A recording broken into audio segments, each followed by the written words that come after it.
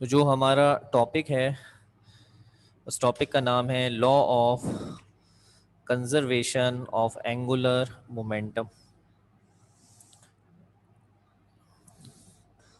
Law of conservation of angular momentum आपको angular momentum के topic के साथ हमने एक्सप्लेन कर दिया था। और ये एक्चुअली ये था कि अगर आप किसी ऑब्जेक्ट पे टॉर्क ना लगने दें, यानी टॉर्क अप्लाई ना होने दें, तो उसका एंगुलर मोमेंटम हमेशा कैसा रहता है? कंजर्व रहता है, सेम रहता है। अगर टॉर्क लग गया तो एंगुलर मोमेंटम चेंज हो जाएगा और नतीजे में एंगुलर मोमेंटम एक जैसा नहीं रहेगा। ठीक है, तो टॉर्क जो होता है वो ना लगे, टॉर्क सिफर रहे, उसके लिए ख़ास एक जगह होती है जिसको हम कहते हैं inertial frame of reference. Inertial frame of reference एक ऐसी जगह होती है जहाँ पर आप कोई मुशाहिदा करते हैं। मिसाल के तौर पे आप अपने कमरे में मौजूद हैं, आपका कमरा भी आपके लिए एक इनर्शियल फ्रेम ऑफ रेफरेंस है। इनर्शियल फ्रेम ऑफ रेफरेंस वो जगह होती है जहाँ न्यूटन का फर्स्ट लॉ लगता है, फोर्स की वैल्यू जीरो होती है और फोर्स के जीरो होने से टॉर्क भी जीरो हो जाता है। आपके कमरे के अंदर फर्ज करें आप मौजूद हैं, तो कमरा जो है वो आपके लिए एक इनर्शियल फ्रेम और रेफरेंस के तौर पे काम करेगा। कमरे में फोर्स जीरो है और कमरे में किसी तरह का टॉर्क भी मौजूद नहीं है, और कमरे में अगर कोई ऑब्जेक्ट दायरे में घूम रहा है, कमरे के अंदर अगर कोई ऑब्जेक्ट घूम रहा है तो वो एंगुलर मोमेंटम है। तो फिर वो एंगुलर मोमेंटम जो होगा वो यहाँ पर कैसा रहेगा? सेम रहेगा, क्योंकि यहाँ कोई टॉर्क नहीं है। ठीक है, टॉर्क और एंगुलर मोमेंटम बेटा दो अलग चीज़ें हैं। टॉर्क फोर्स की वजह से बनता है और एंगुलर मोमेंटम जो होता है वो टेंडेंसी टूवर्ड्स रोटेशन है, घूमने की तरफ माइल होना और घूमने की सलाहियत को ला के दिखाना।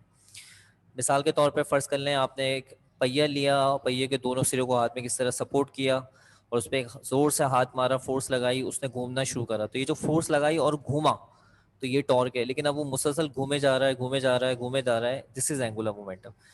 कि फोर्स लगने के बाद अगर वो सिर्फ हल्का सा टर्न होता बस ये टॉर्क था, लेकिन अब वो मुसलसल घूम रहा है, घूमने की जानिब माइल हो गया है, तो ये एंगुलर मोमेंटम है। ठीक है, ये इन दोनों में फ़र्क है।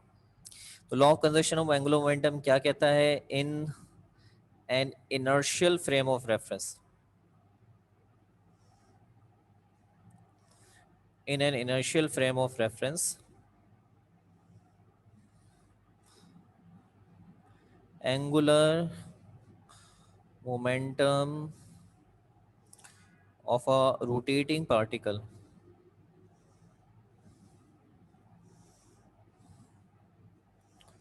will remain conserved in absence of any external applied torque।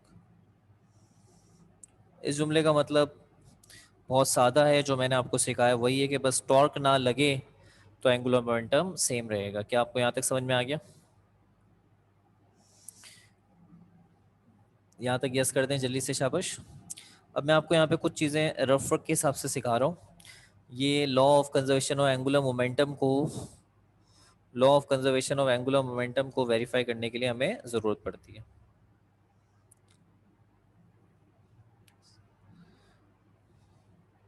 जी अब्दुल रहमान, आप बात कर रहे हैं, शाबाश, आपने माइक हैंड रेस किया था। अपना माइक खोल सकते हैं बच्चे अगर खोलना चाहें, मैंने माइक को यहाँ पे अलाउ करा हुआ है, माइक खोल सकते हैं आप। जी अब्दुल रहमान, कोई सवाल करना चाह रहे थे बेटा आप? रफक देखिए, हमारे पास देखें एक सिंबल होता है ये डेल्टा का, इसको कहते हैं चेंज, और एक सिंबल होता है हमारे पास ये डी। जो डी होता है इसको कहते हैं डेरिवेटिव। ये भी चेंज के मायनों में होता है, लेकिन ये वेरी स्मॉल चेंज को नापता है, बहुत छोटे चेंज को नापता है। अब मिसाल के तौर पे फर्ज कर लें एक बिल्डिंग है और उस बिल्डिंग के अंदर कोई दीवार जो है वो डैमेज हो जाती है, कोई दीवार गिर जाती है उस बिल्डिंग की, तो उससे उस बिल्डिंग का एरिया डैमेज हो गया। अब उस एरिया में कितना चेंज आया, तो आप ये चेंज डेल्टा से निकाल सकते हैं, क्योंकि उस दीवार के गिरने से काफ़ी वाजे चेंज आया है और ये चेंज डेल्टा से नापा जाएगा। लेकिन फ़र्ज़ करें वही बिल्डिंग है और उस बिल्डिंग का कोई एक छोटा सा मामूली सा कोई एक छोटा सा पत्थर, कितना, इतना छोटा सा, ये देखें हाथ के इशारे से, इतना छोटा सा पत्थर, वो कोई टूट के गिर गया तो अभी भी उसके एरिया में चेंज आया। लेकिन आप कहेंगे सर ये तो बहुत ही ना होने के बराबर चेंज है, यानी एक लिहाज से है ही नहीं, लेकिन ये चेंज है मैथ्स के हिसाब से। तो उस चेंज को नापने के लिए फिर हम क्या यूज करते हैं, डेरिवेटिव, यानी ये बहुत ही छोटे चेंज नापता। डेल्टा जो चेंज होता है इसके अंदर अगर आप टाइम को इन्वॉल्व करके किसी चीज़ का चेंज नापते हैं तो टाइम इंटरवल बहुत ज़्यादा होता है। जैसे फ़र्ज़ कर लें मैं किसी ऑब्जेक्ट की वेलोसिटी को 1 सेकंड के अंदर चेंज होता हुआ देखता हूँ, किसी ऑब्जेक्ट की वेलोसिटी को 1 सेकंड में चेंज होता हुआ देखता हूँ कि 1 सेकंड में इसकी वेलोसिटी कितनी चेंज हो रही है, एक्सेलरेशन कहलाता है ना ये, तो ये डेल्टा। लेकिन अगर मैं किसी ऑब्जेक्ट की वेलोसिटी को 0.00001 सेकंड में चेंज होता हुआ देखता हूँ, तब मैंने यहाँ टाइम को बहुत ही छोटा कर दिया, बहुत ही छोटे टाइम में मैं उसकी वेलोसिटी को चेंज करते होता हुआ देखूंगा तो बहुत छोटा सा चेंज आएगा, बहुत छोटा चेंज आएगा, तो ये डेरिवेटिव होगा। तो बस दोनों में फ़र्क क्या है, derivative very very small change है और डेल्टा एक बहुत ही वाज़े अंदाज का चेंज है। ये दोनों सिंबल हम इस्तेमाल कर सकते हैं, डिपेंड करता है कि हमारा कॉन्सेप्ट क्या है। तो हमारे पास एक तो फिज़िक्स है जिसके अंदर हम पढ़ते हैं मैकेनिक्स, और एक हमारे पास मैथ्स का शोबा है जिसके अंदर हम डेरिवेटिव को यूज़ करते हैं, उसे कहते हैं कैलकुलस। फिज़िक्स के अंदर हमारे पास velocity delta r upon delta t के बराबर होता है, लेकिन कैलकुलस के अंदर वेलोसिटी बराबर होता है D R upon D T, यानी डेल्टा की जगह डेरिवेटिव का डी लगेगा। मैकेनिक्स में एक्सेलरेशन बराबर होता है delta V upon delta T, लेकिन कैलकुलस में एक्सेलरेशन होता है D V upon D T. Mechanics में फोर्स बराबर होता है change in linear momentum divide by time, और कैलकुलस में होता है force is equal to D P divided by D T. बताएं आपको यहाँ तक सब क्लियर हो गया? तो आपके सामने डेल्टा का मैकेनिक्स और कैलकुलस भी मौजूद, दोनों में फ़र्क क्या है, अगर आप चेंज बहुत वाज़े अंदाज में देख रहे हैं तो मैकेनिक्स के फॉर्मूले हैं, और अगर आप चेंज बहुत ही छोटा देख रहे हैं तो फिर ये जो है कैलकुलस के मायनों में इस्तेमाल होता है। ठीक है, अब इसी कैलकुलस में हमारे पास एक फॉर्मूला होता है, ये कैलकुलस सेकेंड ईयर में आप डिटेल से पढ़ेंगे, इसको हम कहते हैं प्रोडक्ट रूल। ये सेकेंड ईयर में आएगा, बहुत डिटेल से आएगा, प्रोडक्ट रूल। प्रोडक्ट रूल क्या कहता है, आइए ज़रा मैं आपको समझाता हूँ ताकि आपको समझ में आ जाए। सबसे पहले प्रोडक्ट रूल से पहले आप ये समझ लें कि हम एक डेरिवेटिव ऑपरेटर को यूज़ करते हैं। डेरिवेटिव ऑपरेटर वो होता है जिसके अंदर आप किसी चीज़ में आने वाला चेंज किसी और चीज़ के लिहाज से देखते हैं। जैसे यहाँ डेल्टा आर में चेंज टाइम के लिहाज से देख रहे हैं, वेलोसिटी में चेंज टाइम के लिहाज से, पी में चेंज टाइम के लिहाज से, तो हम इसी को अपना डेरिवेटिव ऑपरेटर बना लेते हैं। तो हमारा डेरिवेटिव ऑपरेटर ये होगा ऐसे करके, ये देखिए डी अपॉन डी टी। और यहाँ जो ये मैंने बॉक्स बनाया है, इस बॉक्स के अंदर वो चीज़ आ जाएगी जिसका आपने चेंज देखना। डी अपॉन डी टी को डेरिवेटिव ऑपरेटर कहते हैं। इसका मतलब है कि बॉक्स में आने वाली चीज़ का चेंज देखेंगे, आने वाली उसमें तब्दीली देखेंगे, क्या चेंज आ रहा है, क्या तब्दीली आ रही है, वो चीज़ कितनी बदल रही है with respect to time, time के लिहाज से, इसको कहेंगे हम डेरिवेटिव ऑपरेटर। तो हमारा जो टॉपिक है उसके अंदर हमें इसी डेरिवेटिव ऑपरेटर की जरूरत पड़ेगी, लेकिन जब सेकेंड ईयर की मैथ्स पढ़ेंगे तो वहाँ पे डेरिवेटिव ऑपरेटर जो होगा वो चेंज होता रहेगा। ठीक है,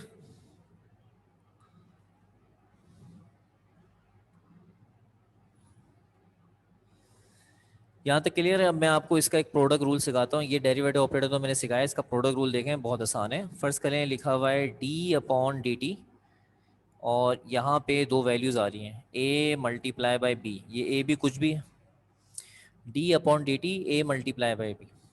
ये रूल ये कहता है कि पहली वैल्यू को छोड़ दो, दूसरी वैल्यू का डेरिवेटिव लो, यानी D B upon D T.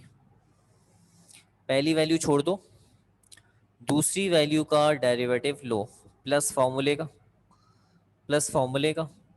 इसके बाद अब दूसरी वैल्यू को छोड़ दो और पहली वैल्यू का डेरिवेटिव लो। दोबारा सुन लो, बहुत आसान है।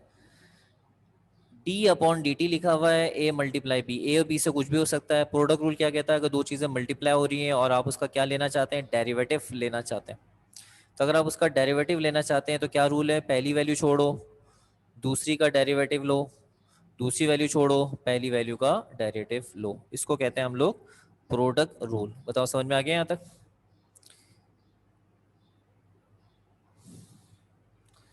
जी अब्दुल रहमान, क्या पूछना चाह रहे हैं अब्दुल रहमान? बार बार आपका हैंड रेज हो जाता है लेकिन आप सवाल नहीं करते।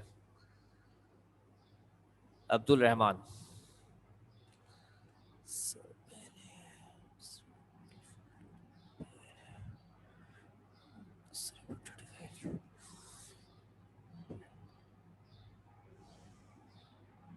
बेटा मैं सवाल समझा नहीं। डिसरिप्यूटेड, डिसरिप्यूटेड वैल्यू मतलब दूसरी वैल्यू, अच्छा अच्छा, हाँ ये सवाल।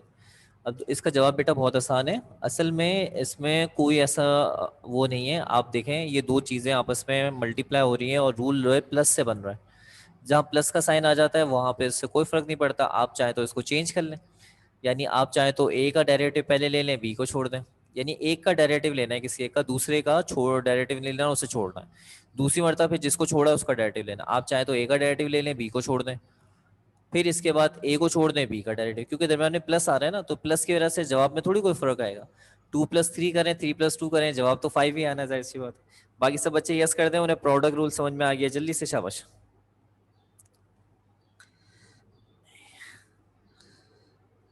जल्दी से, क्योंकि फिर इसके बाद हमने जल्दी से लॉ को वेरीफाई करना है, टाइम हमारे पास कम रह जाएगा।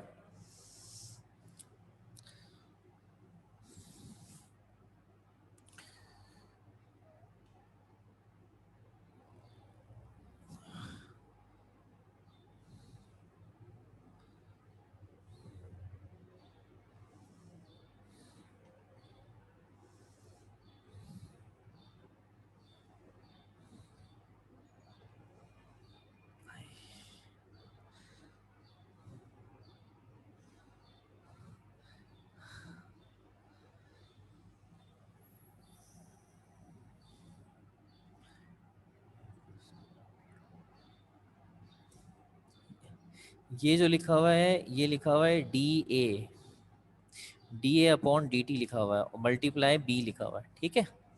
अच्छा ये वेक्टर का रूल है और ये रूल भी ज़हन में बैठा लो, ए क्रॉस ए बराबर होता है जीरो वेक्टर के, ठीक है। अच्छा अब एक आखिरी चीज़ मजीद देख लो रफरक के अंदर, फिर इसके बाद जो है मैं आपको इसका प्रूफ दिखाता हूँ। प्रूफ आपको समझ में आ जाएगा। प्रूफ जो है वो 5 से 10 मिनट का है, ज़्यादा बड़ा नहीं है, ठीक है। आपको एक चीज़ और बता देता हूँ, वो भी देख लो अच्छी तरीके से।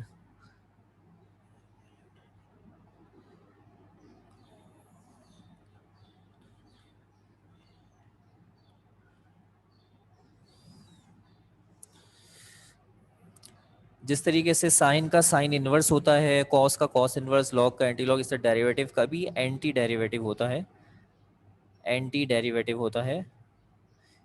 यानी किसी चीज़ का अगर आपने डेरिवेटिव लिया है तो उसका एंटी डेरिवेटिव भी ले सकते हैं। उसका सिंबल ये होता है, ये जो सिंबल नज़र आ रहा है आपको, ये एंटी डेरिवेटिव, इसको साइन ऑफ इंट्रीगल कहते हैं। और ये कुछ इस तरह से काम करता है। इसका आसान सा तरीका बता रहा हूँ। फर्ज करें ये लिखा हुआ है डी एक्स का मतलब है एक्स कोई चीज़ है जिसका आपने डेरिवेटिव लिया है और आप उसका एंटी डेरिवेटिव लेना चाहते हैं, तो ये साइन ऑफ इंट्रीगल डी को ख़त्म कर देता है और इसका जवाब आ जाता है एक्स प्लस सी। ये सी जो होता है कांस्टेंट होता है। अभी जो आप मुझसे सीखेंगे उसमें सी का इस्तेमाल नहीं आएगा, ठीक है। ये बहुत ही शॉर्ट स्टाइल में सिखा रहा हूँ। सेकेंड ईयर के अंदर जाएंगे तो वहाँ 11 एक्सरसाइजेज हैं इसकी एंटी डेरिवेटिव की, मैथमेटिक्स का। मिसाल के तौर पे लिखा हुआ है डी वाई, तो इसका जवाब आ जाएगा वाई प्लस सी। सब बातें ओके हो गई हैं, ठीक है। Sign of integral anti derivative D को ख़त्म कर देगा, जो लिखा हुआ है उसके साथ वो जवाब में आ जाएगा। यहाँ तक सारा रफ कंप्लीट हो गया है। अब हम आपको सिखाते हैं इसका प्रूफ। प्रूफ देख लें, बहुत आसान है। फ़र्ज़ कर लें एक ऑब्जेक्ट है जो दायरे के अंदर घूम रहा है और उस ऑब्जेक्ट का आपने एंगुलर मोमेंटम क्या करना है, आपने उसका एंगुलर मोमेंटम निकालना है, फिर उसके एंगुलर मोमेंटम में चेंज देखना है। अगर आपने उसका एंगुलर मोमेंटम का चेंज देखा और उसका चेंज जो है वो जीरो निकल के आया, तो इसका मतलब क्या हुआ, उसका एंगुलर मोमेंटम चेंज नहीं हुआ, कांस्टेंट है। जब किसी चीज का भी चेंज जीरो निकल के आता है तो कांस्टेंट है। आपके पास 50 रुपए, कुछ देर के बाद भी आपके पास 50 रुपए, तो कितने का चेंज आया? पहले 50 थे, अभी 50 है, 50 में से 50 माइनस करें, 0 का चेंज आया। तो आपका 50 का अमाउंट कैसा है? कांस्टेंट है। तो मैं आपके सामने एक ऑब्जेक्ट जो दायरे में घूम रहा है उसका एंगुलर मोमेंटम हम निकालेंगे और उस एंगुलर मोमेंटम का चेंज निकालेंगे डेरिवेटिव के हिसाब से, यानी बहुत ही शॉर्ट टाइम में। और अगर उसका चेंज एक 0 वैल्यू आती है तो हम बोलेंगे इसके एंगुलर मोमेंटम में किसी तरह का कोई चेंज नहीं आया। ये हमारे पास एक बाउंड्री है, इस बाउंड्री को कहते हैं इनर्शियल फ्रेम ऑफ रेफरेंस। और इसके अंदर फर्ज कर लें ये कोई ऑब्जेक्ट है जो दायरे के अंदर चक्कर लगा रहा है ऐसे कर। दायरा तो मैंने नहीं बनाया, लेकिन मान लें इस तरह अंदाज से दायरा है और वो ऑब्जेक्ट यहाँ कहीं इस जगह पर मौजूद है। इस वक्त ये ऑब्जेक्ट जहाँ मौजूद है हमने इसकी पोजीशन को यहाँ ओ पॉइंट से दिखाया, इसकी पोजीशन है आर, और यहाँ पर इसका जो मोमेंटम है लीनियर मोमेंटम वो है पी। ठीक है, ये एक ऑब्जेक्ट है जो दायरे में घूम रहा है, ये इसका लीनियर मोमेंटम पी है और ये इसकी पोजीशन है आर। ये डायग्राम अगर आप इस टॉपिक में नहीं बनाते तो भी कोई फर्क नहीं पड़ेगा, हम इसका क्या लेते हैं? एंगुलर मोमेंटम निकालते हैं। एंगुलर मोमेंटम जो होता है उसका फॉर्मूला होता है L is equal to R cross P, ये एंगुलर मोमेंटम होता है। अब इस एंगुलर मोमेंटम में आपने चेंज निकालना है। ठीक है, याद रखें ये चेंज अगर 0 आता है तो एंगुलर मोमेंटम चेंज नहीं हुआ, कांस्टेंट रहा। ये चेंज बहुत ही शॉर्ट टाइम में निकालेंगे, बहुत ही मुख्तसर टाइम के लिए निकालेंगे, तो इसके लिए हम इस्तेमाल करेंगे डेरिवेटिव। तो हमने यहाँ पे लिखा taking time derivative on both sides, दोनों तरफ टाइम डेरिवेटिव लेते हैं। टाइम डेरिवेटिव इसको कहते हैं डी अपॉन डी टी, ये आपने एल के साथ लगाना है, डी अपॉन डी टी ये आपने आर और पी के साथ लगाना है। यस करते हैं साथ साथ, यस बहुत कम आ रहे हैं, काफ़ी कम यस आ रहे हैं। यहाँ तक क्लियर है? जल्दी से शाबाश।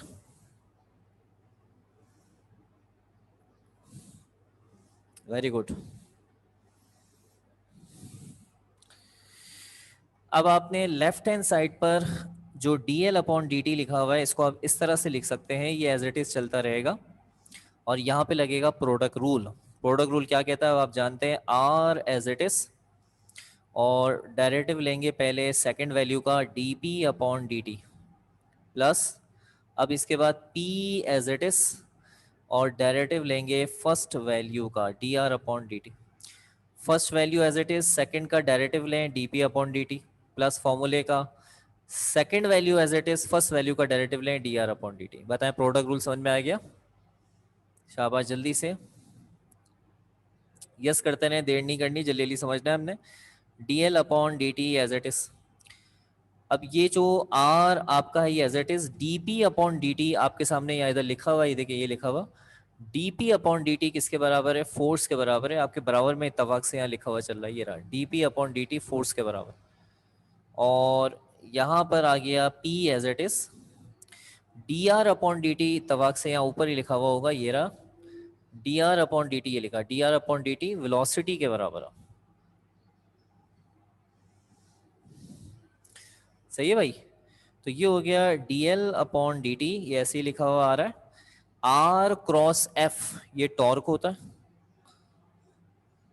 ठीक है, अच्छा क्योंकि क्रॉस लगा हुआ है इसलिए वेक्टर के निशान साथ साथ चल रहे हैं। मोमेंटम जो होता है बेटा, मोमेंटम, मोमेंटम का फॉर्मूला होता है मास वेलोसिटी। ये मोमेंटम का फॉर्मूला आप अच्छी तरह जानते हैं। और वेलोसिटी पे वेक्टर का निशान लगेगा, वजह क्योंकि वेलोसिटी जो होती है बेटा वो एक वेक्टर क्वांटिटी है। यहां तक सही है? अब मैंने यहाँ पे क्या करना है, ये हो गया D L upon D T torque as it is plus यहाँ से जो मास आ रहा है इसको ऐसे रखें और दोनों वेलोसिटी के जो वेक्टर नजर आ रहे हैं उनको ब्रैकेट में रखते हैं लाइक दिस, ऐसे करके। तो सही नहीं चल रहा, जरा चलेगा भी चलेगा। आपने मास का जो सिंबल है उसको आपने बाहर रख दिया और वेलोसिटी के सिंबल ये आ गए। ये वाला मास ये बाहर हो गया, कॉमन नहीं निकाला, वेलोसिटी वेलोसिटी साथ हो गया। अब ये दोनों वेक्टर कैसे आ रहे हैं? एक जैसे आ रहे हैं। और अभी हमने आपको क्या बताया था, यहीं पे बताया था, ये रहा देखें, जब दो वेक्टर का क्रॉस एक जैसा हो, दो सेम वेक्टर का क्रॉस लें तो उसका जवाब होता है जीरो वेक्टर, नल वेक्टर, ये लिखा हुआ। तो यहाँ पे v और v का क्रॉस किसके बराबर आएगा? जीरो वेक्टर के बराबर। यहाँ तक ओके कर दें, क्योंकि अब मैं पेज पलटूंगा तो आपको नजर नहीं आएगा इसके बाद। ओके कर दें यहाँ तक? 5 मिनट का लेक्चर मजीद और रह गया बस। ओके करते हैं जल्दी से, शाबाश जल्दी, शाबाश। तो आप देखें आज का लेक्चर कितना ज़्यादा यूनिक लेक्चर हो रहा है हमारा, उसका रीज़न है। और उसका रीज़न ये है कि हम इस लेक्चर में सेकेंड ईयर की मैथमेटिक्स की चीज़ें डिस्कस करते हुए नज़र आ रहे हैं। खैर, बात को आगे बढ़ाते हैं और ये आपका आखिरी सफ़ा जिसके ऊपर लेक्चर एंड होगा आज। dl upon dt torque plus m और v का मतलब हो गया ज़ीरो वेक्टर। ज़ीरो वेक्टर की अपनी एक वैल्यू होती है और वो वैल्यू होती है ज़ीरो। ज़ीरो वेक्टर की अपनी एक वैल्यू होती है और वो वैल्यू होती है ज़ीरो।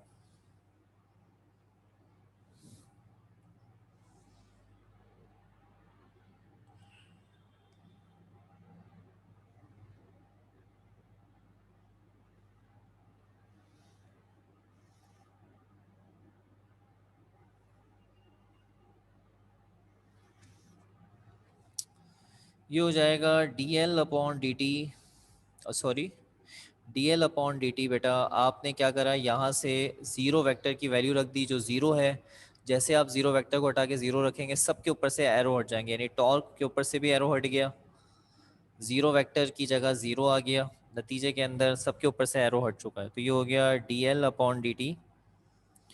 ये आ गया यहाँ पे टॉर्क, और मास को ज़ीरो से मल्टीप्लाई करें ज़ीरो, टॉर्क को ज़ीरो में प्लस करें dl अपॉन डी टी, और यहाँ पे बचेगा टॉर्क। यहाँ तक यस कर दें, यहाँ तक सारी स्टेप समझ में आ रहे हैं, बस थोड़ा सा रह गया। तो यहाँ से मैं रिलेटेड आपको एमसीक्यूज़ के हवाले से एक ख़ास बात बता रहा हूँ, और ये पेपर में हमें बहुत ज़्यादा नज़र भी आया है, यानी अक्सर नज़र आया है, कभी कभार नहीं, अक्सर नज़र आया है। और ये है असल में एक टॉर्क की डेफिनेशन, ये भी टॉर्क की डेफिनेशन है। What is torque? टॉर्क जो है वो dl अपॉन dt, यानी इसको हम ऐसे लिखते हैं, torque is the time rate of change of angular momentum. अगर किसी भी ऑब्जेक्ट का एंगुलर मोमेंटम का टाइम रेट लें, यानी उसके एंगुलर मोमेंटम का चेंज उसको टाइम के लिहाज से देखेंगे, तो वो टॉर्क के बराबर है। एग्जाम में अक्सर ये डेफिनेशन लिखकर वो आपसे पूछता है बताएं the time rate of torque किसके बराबर है, तो आपने जवाब किस पे लगाना है? Angular momentum. ये एमसीक्यूज का आंसर बनता है। Time rate of change of torque is known as angular momentum. ठीक है बेटा। अब आप ये बात जानते हैं कि इस वक्त आप एक ख़ास जगह पे मौजूद हैं जिसका नाम है in an inertial reference, in an inertial frame of reference. आप एक इनर्शियल फ्रेम ऑफ रेफरेंस में मौजूद हैं। इनर्शियल फ्रेम ऑफ रेफरेंस एक ऐसी जगह होती है जहां पर फोर्स ज़ीरो होती है, फोर्स के ज़ीरो होने से टॉर्क ज़ीरो होता है। सही है, याद रखिएगा, टॉर्क जीरो होता है इनर्शियल फ्रेम ऑफ रेफरेंस में, टॉर्क जीरो होता है। ठीक है, और एंगुलर मोमेंटम को कंजर्व रखने के लिए, कांस्टेंट रखने के लिए टॉर्क को जीरो होना चाहिए। अगर टॉर्क जीरो नहीं होगा तो नतीजे में एंगुलर मोमेंटम कभी भी कंजर्व नहीं रहेगा। ये बात ध्यान में बिठा लें। D L upon D T as it is copy हो गया, टॉर्क की जगह जीरो आ गया है यहाँ पे, डी टी यहाँ चला जाएगा, ये हो जाएगा D L upon D T, sorry sorry sorry, D T यहाँ चला जाएगा, ये हो जाएगा डी एल, और ये हो जाएगा D T multiply by zero. D T को ज़ीरो से मल्टीप्लाई कर दें तो ये हो जाएगा D L is equal to zero.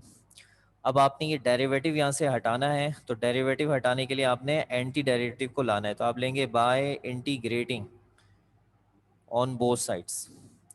यानी डेरिवेटिव को हटाने के लिए आपने एंटी डेरिवेटिव लगा दिया दोनों तरफ। एंटी डेरिवेटिव का साइन आप दोनों तरफ लगाएंगे, यानी लेफ्ट पे भी लगाएंगे राइट पे, ताकि एंटी डेरिवेटिव डेरिवेटिव को ख़त्म कर दें। एंटी डेरिवेटिव ने डेरिवेटिव डी को ख़त्म किया तो बचा एल, और जब यहाँ पर एंटी डेरिवेटिव ज़ीरो के साथ इंटरेक्ट करेगा तो कोई भी चीज़ ज़ीरो से इंटरेक्ट होती है वो क्या हो जाती है? ज़ीरो। तो बताएं एंगुलर मोमेंटम क्या निकल के आया? शाबाश, ज़ीरो। और मैंने क्या बोला था कि अगर जवाब ज़ीरो आएगा तो मतलब क्या हुआ? एंगुलर मोमेंटम में किसी तरह का कोई भी चेंज नहीं आया। एंगुलर मोमेंटम कैसा रहा? शाबाश, कांस्टेंट रहा, और अगर एंगुलर मोमेंटम कांस्टेंट रहा तो ये बात आपने यहाँ पे वेरीफाई कर दी, प्रूफ कर दी कि law of conservation of angular momentum verify हो गया कि अगर टॉर्क को जीरो कर देंगे तो एंगुलर मोमेंटम का जो चेंज है, ये चेंज निकाला है आपने, एंगुलर मोमेंटम का चेंज जीरो आएगा, मतलब एंगुलर मोमेंटम कांस्टेंट रहेगा। क्या आपको यहाँ तक बात समझ में आई? शाबाश। आखिर की लाइनें मैं थोड़ी सी दोहरा देता हूँ ताकि आप परेशान ना हो। dl इजिकल टू जीरो था, आपने इंटीग्रेशन यानी एंटी डेरिवेटिव लगाया दोनों तरफ, एंटी डेरिवेटिव ने d को खत्म किया, l बचा, इसके बाद ये जीरो से इंटरेक्ट होकर जीरो हो गया।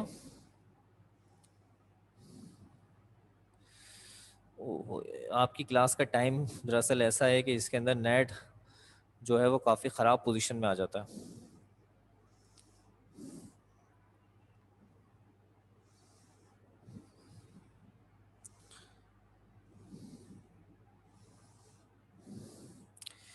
एंटी डेरिवेटिव ने डी को खत्म किया, एल आ गया, एंटी डेरिवेटिव जीरो से इंटरेक्ट होगा, जीरो हो जाएगा। ये चेंज निकाला आपने जीरो, जब किसी भी चीज़ का चेंज जीरो आता है इसका मतलब है वो कांस्टेंट चल रही है। बस करें आपने वेलोसिटी का चेंज निकाला और वेलोसिटी का चेंज जीरो निकला तो इसका मतलब वेलोसिटी कांस्टेंट है, सेम चल रही है। तो यहाँ चेंज आने का मतलब क्या है, एंगुलर मोमेंटम कांस्टेंट है, और law of conservation angular momentum verify हो गया, क्योंकि उसमें यही साबित करना था एंगुलर मोमेंटम क्या रहेगा, कांस्टेंट रहेगा।